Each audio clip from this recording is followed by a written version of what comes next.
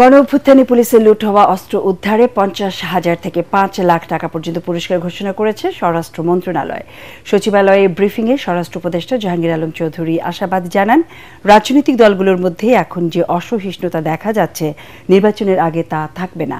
তিনি জানান, সব দলের অংশগ্রহণে একটি ভালো নির্বাচন করার উদ্যোগ নিচ্ছে সরকার। এদিকে রাস্তা বন্ধ করে চলাচলের অভিযোগে কারণ দর্শানোর নোটিশ দেয়া হবে গাজীপুরের পুলিশ কমিশনারকে।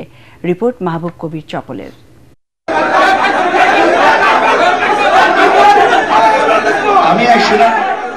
প্রধান নির্বাচন কমিশনারের সামনে বিএনপি ও এনসিপির নেতাকর্মীদের হাতাহাতির ঘটনা আলোচনার সৃষ্টি করেছে। সীমানা নির্ধারণের আলোচনাতে যখন তারা মারামারিতে জড়িয়েছেন, তখন নির্বাচনের সময় পরিস্থিতি কেমন হতে পারে তা নিয়ে কিছুটা আশঙ্কার সৃষ্টি হয়েছে। তবে স্বরাষ্ট্র উপদেষ্টা আশা করছেন, ভোটের আগে রাজনৈতিক দলগুলো সহিষ্ণু আচরণ করবে আর সরকার একটি ভালো নির্বাচন উপহার দেবে।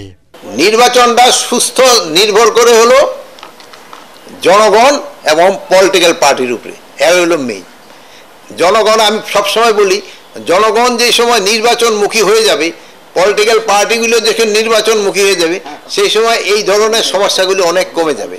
এদিকে পুলিশের লুট হওয়া অস্ত্র উদ্ধারে পুরস্কার ঘোষণা করেছে স্বরাষ্ট্র মন্ত্রণালয়।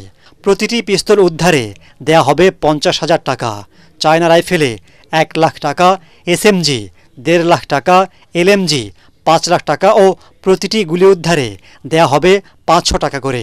স্বরাষ্ট্র উপদেষ্টা জানান, তার নামেও চাঁদাবাজি করছে একটি চক্র। তাদের ধরিয়ে দিলেও মিলবে পুরস্কার।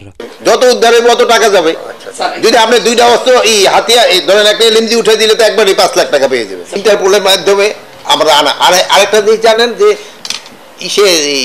বিজিবি বিএসএফ সাথেও কিন্তু একটা থাকে, যারা ওই দেশি, যেমন ধরো আমাদের অনেক সময় যারা স্পেশালি জেলে, এরা ধরা পড়লে এবং কিন্তু প্রপার চ্যানেলে পাঠানো একটা নিয়ম থাকে। এটার ক্ষেত্রে আমরা ওইভাবে আসামিকে ধরে আনার ব্যবস্থা করা হবে। নিয়োগ বাণিজ্য যেন বন্ধ হয়, এই জন্য আমরা সব ধরনের পদক্ষেপ নিছি। এই চেয়ারে বসার পরে আমাদের আত্মীয় স্বজন বন্ধু বান্ধবের সংখ্যা বেড়ে গেছে। এরকম আমাদের বন্ধু বান্ধব ও আত্মীয় স্বজনও যদি কোথাও গিয়ে কোনো রকমের চাঁদাবাজি বা ইসের সাথে জড়িত হয়, আপনারা কাইন্ডলি আমাদের জানাবেন।